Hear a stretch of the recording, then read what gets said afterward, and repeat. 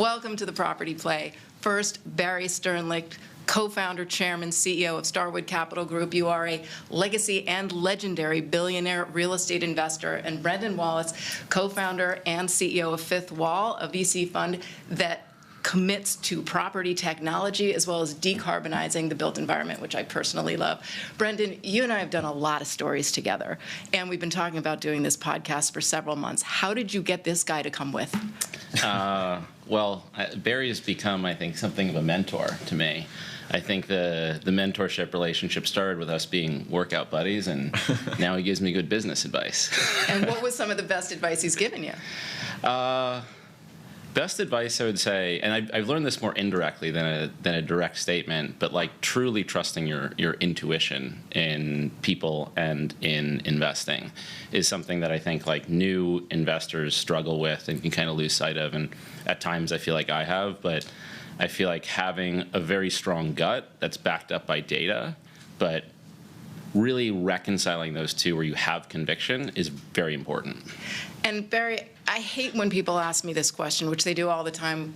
How's commercial real estate doing? Because it is so diverse and it is so vast, and there are so many. Can we narrow that down? Yeah, exactly, and that's the problem with the question. But given high interest rates that are staying higher, we still have tariffs in the mix. We have this. Everybody says economic uncertainty. I'm going to ask, how's commercial real estate? I get asked this a lot. I just returned from the Middle East, a week in the Middle East. I think, look at what we endured. We endured a 500 basis point, fairly rapid increase in rates. So, and most people who were invested had to pay some price for that, whether it's the yields on property went up or they weren't properly hedged and your costs went up, your interest expenses, and they drained a lot of cash flow from assets that might have gone into fixing the assets up. That's behind us now, and there's no doubt that interest rates are going down. They've come down. They're going to continue to go down. In May of next year, Jerome will be out, and nobody's getting that job without agreeing to lower rates. And that's going to be the job, the interview question 1, 2, and 3 for Scott Bessent and the president. And I actually think that's correct. I think they should lower rates. I think inflation that we're seeing is tariff-related. It will continue. It will get worse, probably. In the fourth quarter when the new inventories hit the shelves and the tariffs can no longer be ignored. There'll be some sharing between the retailer, the supplier, and the consumer, but it will raise prices. And I think, but it's one time. And I actually think prices could fall after that because if the consumers don't show up and there's too much stuff on the shelves, they'll lower prices to clear the inventory. So I think that's number one. Number two is supply. So supply has dropped dramatically in most of the major food groups in real estate. So apartment starts, construction will be down 65% next year. The back half of the year, you're still finishing this wave of properties that was started in the zero interest rate environment, and nobody's hitting their pro formas. Rents flatlined. Most people thought rents would go up or continue a trend line up, but they went negative in many markets. So there are a lot of properties that have construction loans, but they won't actually be able to pay off their debts when they mature. There'll be a lot of interesting issues in this crop of newly finishing assets. An office? And, well, I was going to say industrial, also down 70%. Office, right now data centers are a bigger asset class in construction than office buildings for the first time in U.S. history. There's a backdrop to all this that's interesting, though. It's the first time in 250, the whole life of this country, that we actually had a reduction in population. And that's bad for real estate. It's bad for the country. It's bad for legal immigration. We need to encourage. So that's consistently a big part of GDP growth in this country is a million plus immigrants, legal immigrants a year. We're actually net exporting people, obviously. So that's a problem in many of the real estate markets. It's a problem probably in retail, it'll be a problem in the apartment markets. And but there's other issues. But I think the two big good news is rates are coming down. We're through most of the oversupply. And I was just looking at assets that we're selling. You can buy real estate in the United States at deep discounts to replacement cost. And office buildings, bargain hunting. The best buildings are full, including the one we're sitting in, which just refinanced itself. But others are empty and will be empty. And I was just looking at a loan application we have where somebody's converting an office building to student housing in a city. Pretty big deal. And so you'll see a lot of conversions of these older buildings to other stuff, and the cities will have to accommodate that. But the office asset class is a scratch your head asset class because of the impact of AI and what it will do to the tenant bases of these buildings. And Brendan, you obviously put a lot into the technology that's going into these buildings, and you've seen kind of a pullback in investment there in the last year with VC funding kind of dropping a bit, but you are seeing some growth, you said. How is technology going to drive what he's talking about in commercial real estate? So you're right that we absolutely saw a pretty massive pullback. The rate increases that Barry was mentioning, those impacted Proptech definitionally because all tech companies, all loss-making businesses re-rated all at the same time the demand from commercial real estate stopped. And a lot people were looking to cut costs, not invest in new technologies that were maybe helping or not helping. And I would say an overlay on top of it was also that a big part of where real estate companies were investing in the last 4 years were around decarbonization efforts. So trying to conform to new carbon neutrality laws, to local law 97, and anticipating this kind of this wave of decarbonization. And I feel like with Trump's election, that's over. It kind of felt like they got a hall pass, certainly for 4 years. I think there's something to be reckoned with around what just happened yesterday, because cities are, real estate is taxed and regulated by local government authorities, not federal. And so I think there has been a pullback, definitionally for Proptech, but we've started to see indications that the market is coming back. We had the Service Titan IPO earlier this year. We had Built and Juniper Square, two big Proptech fintech companies, raise billion-dollar-plus rounds. And we saw the big Industrious CBRE acquisition. So you're starting to see some M&A pick up in the category. Barry, do you like Proptech? Yeah, you have to. You like Brendan. We have a miniature version of his fund, and we'll be raising a second fund now. It's done really well. It's top decile. I mean, we broaden it out because we can demonstrate, or we can pilot these programs. We have 110,000 apartments. We have probably 3,000 hotels. So we can run this technology and see if it's actually additive. And I think for us and for other property owners, it's both offensive and defensive. If I can run my property better, I can run it, my margins are better, and my competitor can't, I can beat him and get superior returns. If he has that technology and I don't know about it, I'm going to think he overpaid. So, and you're going to see it, especially in the travel space, because the end game is maybe chat will become Expedia. Maybe you will be saying, book me that room, get me that hotel, find me that, and you don't need some of these intermediaries. So it's going to be a very interesting. We think PropTech is still very important, and I think a lot of VCs, not so much Brendan, but people wandered into this space, and they called technology, which wasn't technology. I would say WeWork was never a technology company, but it got a technology wrapper. There were some companies like Common, which were rentals, long-term rentals. They would take apartments and change the model and do them as, that wasn't really PropTech. I mean, that was a rental apartment company with a different model with long-term leases. So when you see some of the things going on, but we've invested in things like base power and I do think, interestingly, while Trump has gone one way on ESG, the Europeans and many of the state pension plans that are investors with us have not left the ESG, folio. California, New York, I mean, they're very dedicated to, and now with this new mayor, according to his proposals, even more so. So, I don't think it's not uniform. However, if you're appealing to Texas accounts, you have to not have any of that stuff in your bylaws anymore. But we do it to save money. Like, it's a good business. Solar is a very cheap way of getting power. And so if it's really economic and happens to be green, it's a win-win. Right? Exactly. And I think part of the right's pushback is that it increased energy prices, or it's very expensive. It's not true of solar. It's cheaper than even gas at scale. And renewable, and it just happens to be better. And some of the new technologies that are being pushed forward, like nuclear, is expensive. It's super expensive. It's like 4 times the price of gas. And now you brought up the new mayor. We are in New York City right now, sitting in Hudson Yards. We are. And we're in a new political reality. Give us your first reaction to his election and what specifically that's going to mean for commercial real estate in New York and across the country. What's the next question? I am. One has to be optimistic that people rule from the middle. I think the people are dispirited with the cost of housing, and it's really. I've done a lot of projects in New York, and the unions, which are part of the left coalition, are one of the key reasons that everything is so expensive in New York. We operate hotels here where we pay banquet servers $275,000 a year to work part-time. It's a union job. We have bar backs in our hotels in downtown Manhattan that make $55 an hour. It's a union job. I can't charge you enough for that orange juice to make money on that drink. We were going to shut our banquet facility because we can't make money paying 10 people $3 million that work part-time. So we were going to build a building. We did build a building down here on 17th and 7th. And we bid the contract, union and non-union, to renovate. Actually, we added 2 floors to the building. It was $91 million from the union bid and 54 non-union. So we chose non-union. But over $100 million, every project in New York has to go union. And it's super expensive. It leads to extremely expensive housing. And other developers have tried to cut deals with the unions, but they rule New York. And that's one of the key reasons the blue states are so expensive and they're so difficult to add supply of housing to. And then the far left gets really nuts and says the tenants don't have to pay.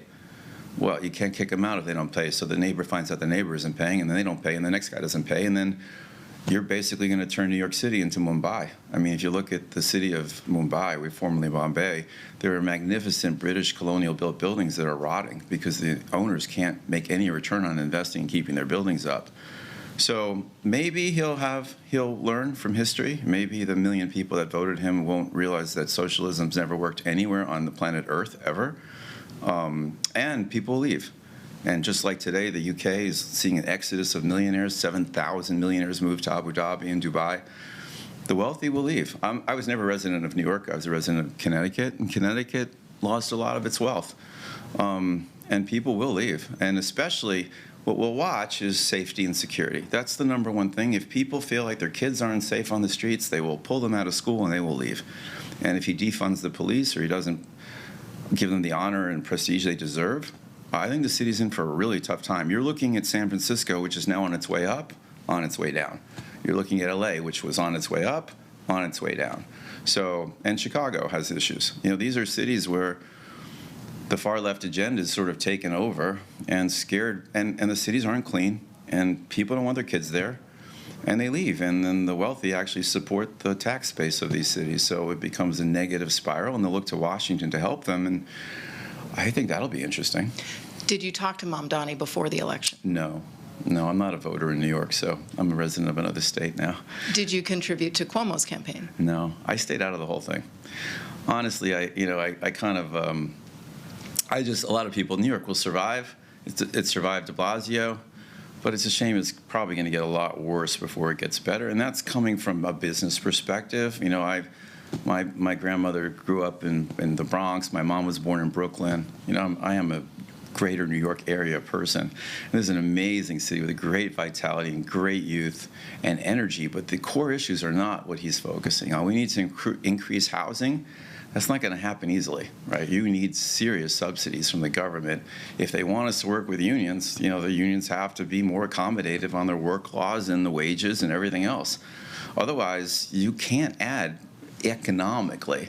And I after school, I moved to Chicago, and there's a bunch of low-income housing called Cabrini Green, and it didn't work. I mean, with nothing invested in the housing deteriorated, and so I hope we see a different result. I mean, I think it's a very complicated job. I mean, Mayor Bloomberg was one of the most amazing mayors, and it was hard for him. It's a big city, and ideologically, I understand how he appealed to the youth and people who have not enjoyed. And I do think the right has gotten it wrong on a lot of stuff. I think compassionate conservatism would be a very much right way to go about this, not taking their health care or their SNAP benefits. And I've been on the board of Robin Hood for 20-plus years, and we are the largest charity giving organization in the country, raise $140 million a year. We give it all out to the charities of the city, 200 organizations. And, you know, it's a hard slog, but also the teachers' unions here. I mean, they're very tough. The kids aren't benefiting from it. A lot of money that goes to the teachers' union pension plans, not to the kids. And nobody represents the kids. And so the school system here is a joke. And it's been a joke. It's impossible to fire bad teachers. And until they fix that, the people that voted for Mamdani won't get high-paying jobs. They won't. And I'm being generalist here. I'm sure there were a lot of wealthy people that voted for Mamdani. But we all want capitalism to work. I don't mind paying $25 an hour for a housekeeper or $30. If that's what the living wage is, that's how capitalism is supposed to work. I don't think banquet servers should make $275,000 a year. And I can't replace them with cheaper labor because the union won't let me. And that means my hotel rates here have to be $1,000 a night. And how is it when every hotel room in New York City, companies will go somewhere else, right? They'll go to a different city. They'll go to Dallas. They'll go to Las Vegas. And that's you can't do this. You can't just isolate a city and make it. But we'll watch security first, cleanliness second. Will they clean Brooklyn and the Bronx before they clean Manhattan? And how do companies feel about, I think I moved to Florida, and everybody knows about the weather. Everybody knows about the taxes. But there is a real feeling like success is rewarded and praised, and people want to be. Well, I grew up with nothing, right? And I wanted to be successful. And that's the American way. That's what created this country. And all of these immigrants that run all of our tech companies that he's friends with, they all they worked hard. And that's the dream, and that's the capitalist system that's worked. So if capitalism says there's a shortage of housekeepers for New York City, it's perfectly wonderful to pay them $30 an hour. It's not wonderful to pay them $100 an hour because you have to. And Brendan, you're one of the companies he's talking about. Your Fifth Wall, we're in your offices here in Hudson Yards. You obviously invested in having your company be in New York City.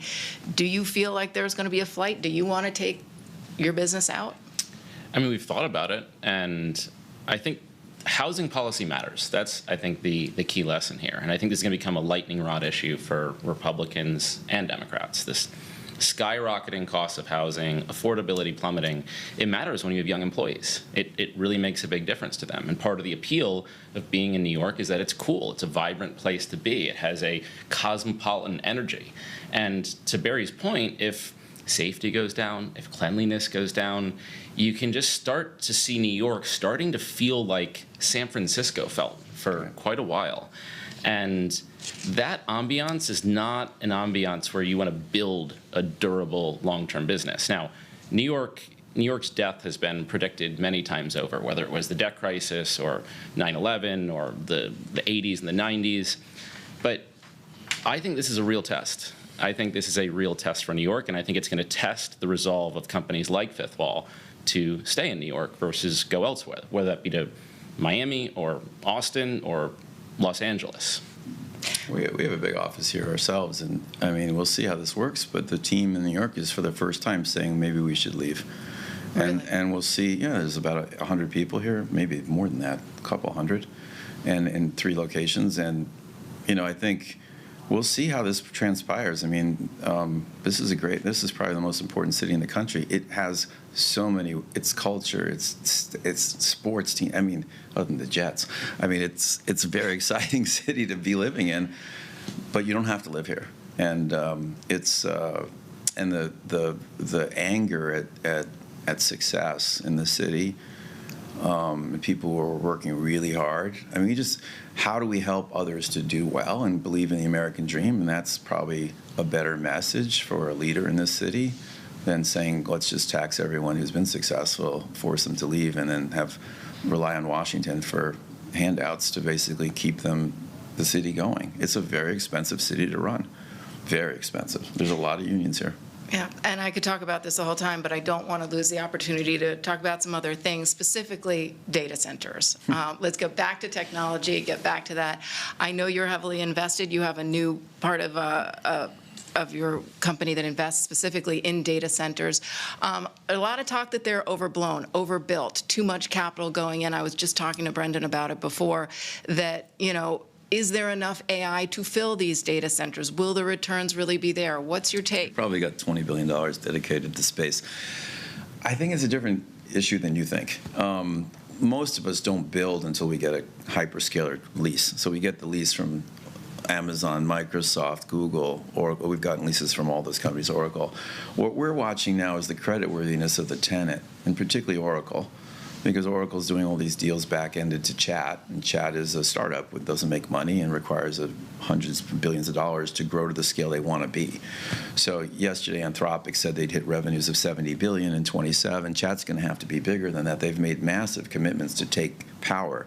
So there's a subtenant. So we lease to Oracle, and Oracle is going to lease it to Chat. And if Chat doesn't have the cash, then Oracle's on the hook, and Oracle's credit default swaps, which is a measure of what people think of their credit, have gapped from 36 to 93 this morning.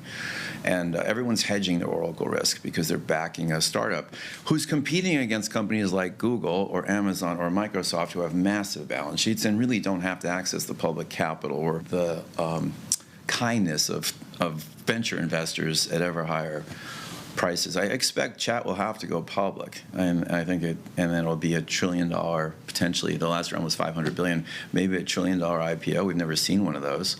It's interesting. Companies that go public with $1 trillion IPOs that don't make money can't be part of the S&P 500, which is kind of fascinating. You'd have the 7th or 8th largest company in the country not be part of the S&P 500. It would be amazing. The space is, there's no question AI is going to change the entire world and do it much faster than anything we've ever seen before. Much faster than the internet, certainly faster than the Industrial Revolution. That is terrifying to me. I mean, like, I'm not so complacent, and I look at through my companies and how we spend money and what I can do with AI agents that I do with humans today, and it's terrifying for the people. I mean, Do you expect to lose people? I think we have to let people go, right? We can, with jobs of 15 people, can be done with a chatbot that costs me $36 a month. I mean, it's the white collar jobs, and you're seeing this is a very ominous sign, this rise in unemployment for the 18 to 24-year-olds, which I think has gone to 4 to 9%.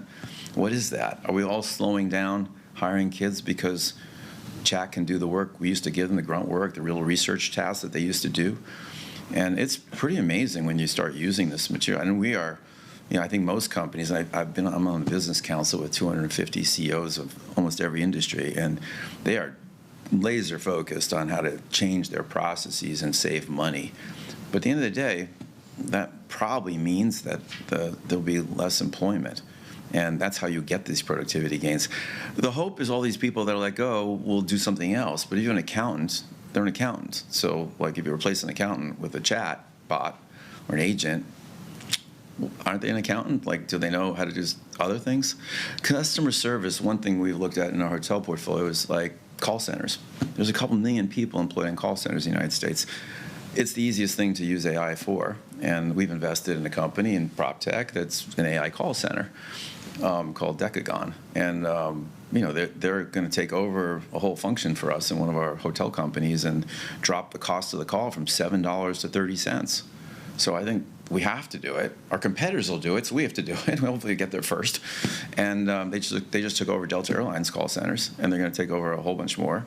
And it speaks 258 languages. There's no unemployment benefits. It never calls in sick. There's no workers' comp. There's no such thing. No, and it has no fear and no emotion. So it upsells. It's like it asks you, oh, do you want me to book you, You got tickets? to stop, because I have 23-year-old twins, so I keep pushing them in anything that needs a human. AI will be amazing for them. They're just going to have to get on the train instead of in front of the train. Exactly. And Brendan, we were talking before about my concerns about data centers as a real estate asset class, and you had an interesting theory. Would you be willing to share it? Sure. I was trying to trace all these pretty Byzantine and somewhat incestuous commitments that are happening between the large tech companies, between the digital infrastructure providers, and it's actually very hard to trace who's going to ultimately pay for it all. But ultimately, it has to be paid for in the economy. So what I was looking at is if someone could calculate... Or not. Or not, or exactly. It goes bust. Or it goes bust.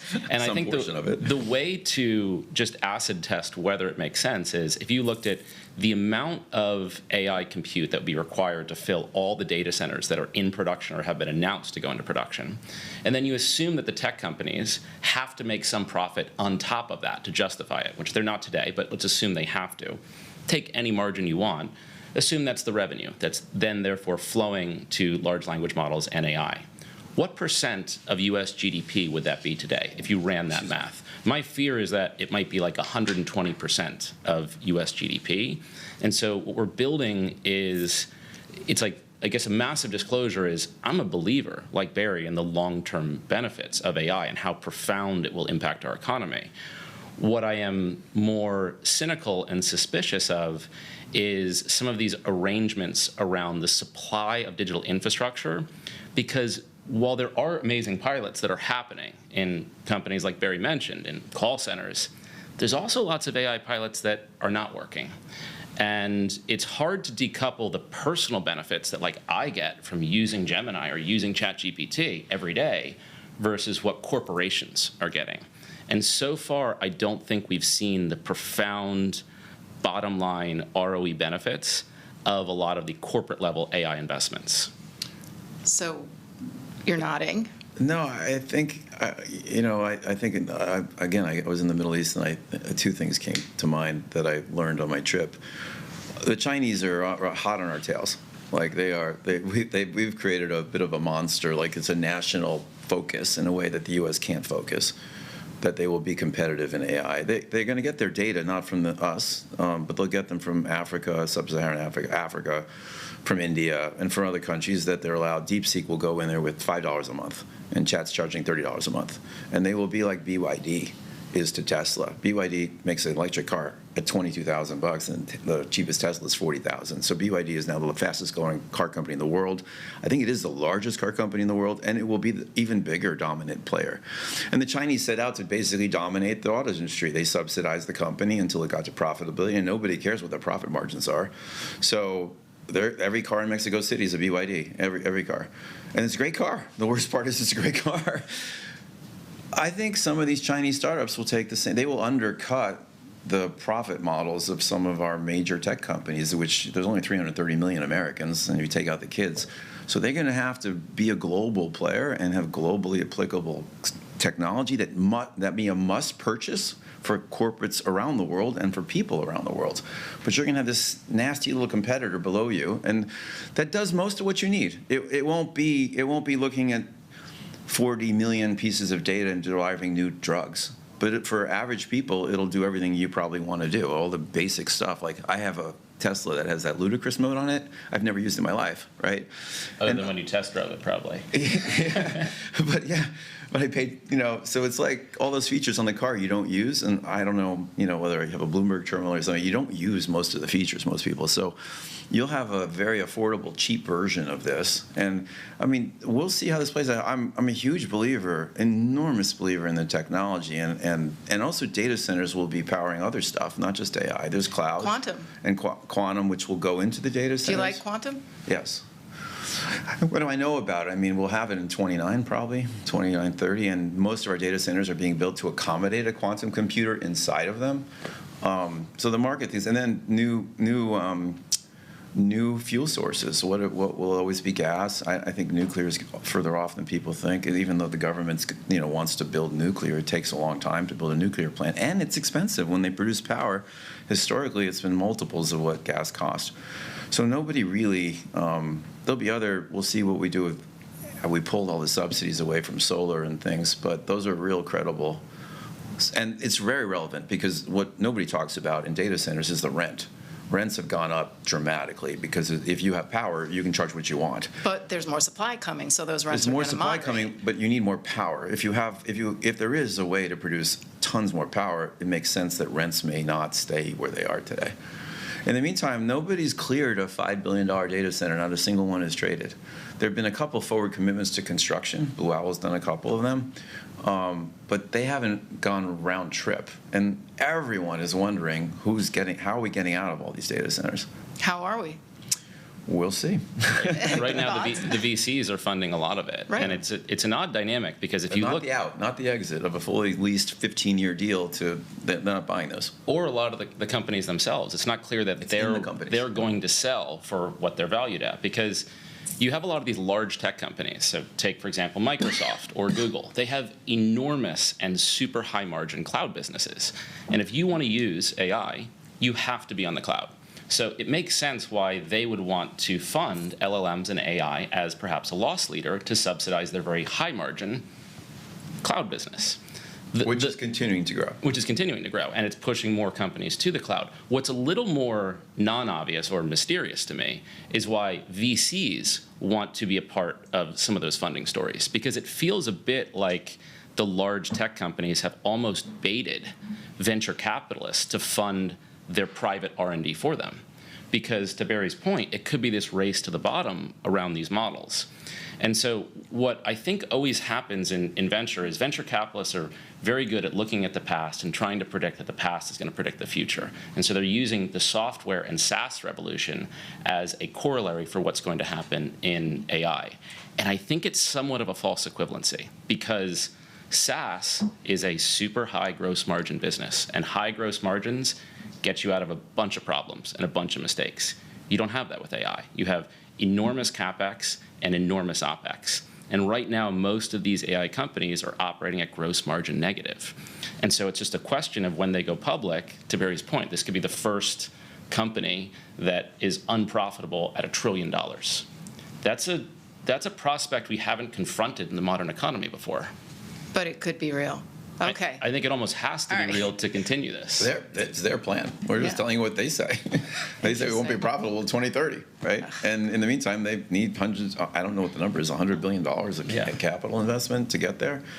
So, and that's not just people. That's like physical stuff. But I think what you see as you get somewhat native to AI is the data sets will be very valuable. And a lot of us will just use our own agents to help us with our own data. Yeah. And that's which will inform your investment decisions, et cetera. Right, but if you have access to unique databases, that will be very valuable. Somebody who has access to all the medical records, or and I think healthcare in general is going to be unbelievably powerful. The revolution in healthcare. I was at a conference where they mentioned that they were doing some research, and they found out that if you've had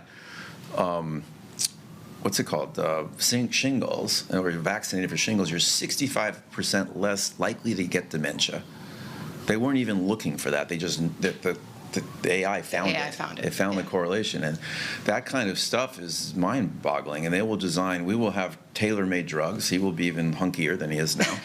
And we're back to the working out. And we'll live to 250 years old, and I'll be next to him saying, go, go, go. All right. So I hate to round this out, because I wanted to get to multifamily, and I wanted to get more to the single-family rental business, which I love.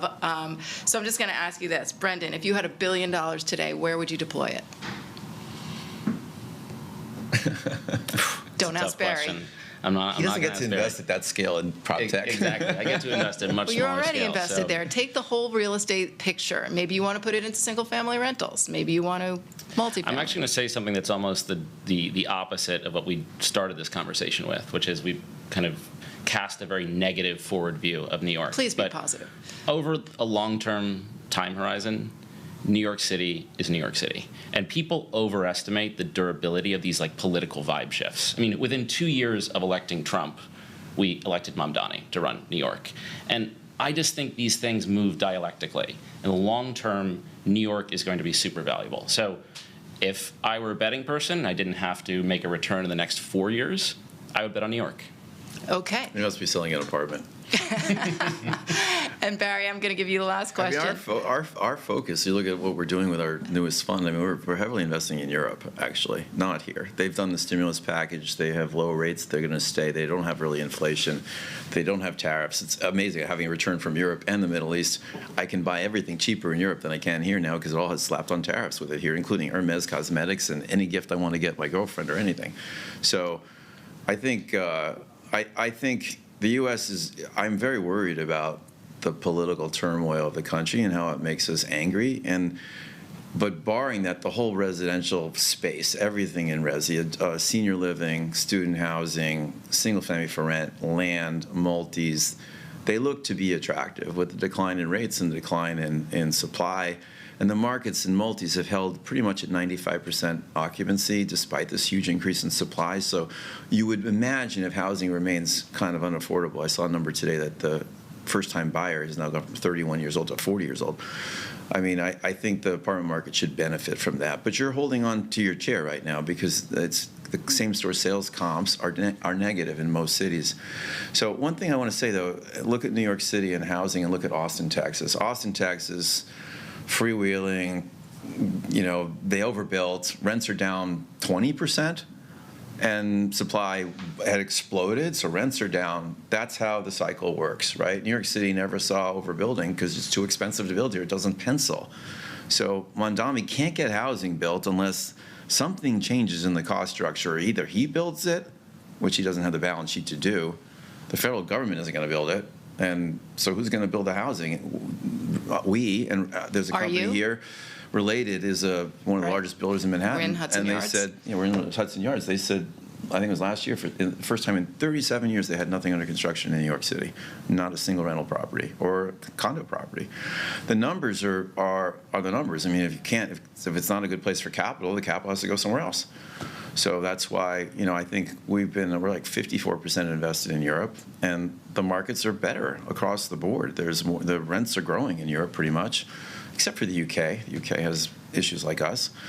And it's funny, the southern economies of Europe, whether it's Italy, may be the best country in Europe. Usually it's just great pasta. Now it's a great country to invest in. And the same, Greece is turning around, and Spain. So struggling is France. They have a government that's kind of funny, and I really believe in the German economy long term. So let me ask you, my final question is, what is the market currently getting wrong about commercial real estate? I think the market this is the largest industry in the world, right? It's 3 times bigger than the stock market, the real estate markets globally. And I think people, as they always do, tend to look in the rearview mirror, and they look at a suboptimal performance of the whole asset class across the last 3 or 4 years. And look, NVIDIA goes up $1 trillion in 4 months. Like, the hot kids on the block are everything AI, everything chat, everybody, these meme stocks that go from $0 to $7 a share on a tweet. Crypto, there's worthless coins with $20+ billion market caps. There's a coin called Useless. It's useless. It debuted in March of 25, and it went to a $700 million value, and it says, we are completely useless. Until that kind of wretched stuff. So real estates get rich, it's boring. You get rich holding on to it over long periods of time. It's not a day trading asset. And the country's we're very impatient, so people want to play the hot thing. And real estate looks sort of sad in your portfolio right now. It's not, the only thing it beats is treasuries. And even then, it's not even beaten that. So it has, but it's illiquid. But you'll do well picking properties in the right cities. And when your first question about everything is micro in real estate. I built a building in South Beach. The first lease was $54. It's on the beach, and nobody built a new office building in 20+ years. We leased it up in the pandemic. It's 100% leased. The tenant actually needs to grow, and they called us last week. And they're paying $125, and that was done within 12 months. And we'll release it at $175. I mean, you can make a lot of money if you get the micro market right and leave the headlines to your show. Barry, Brendan, thank you so much.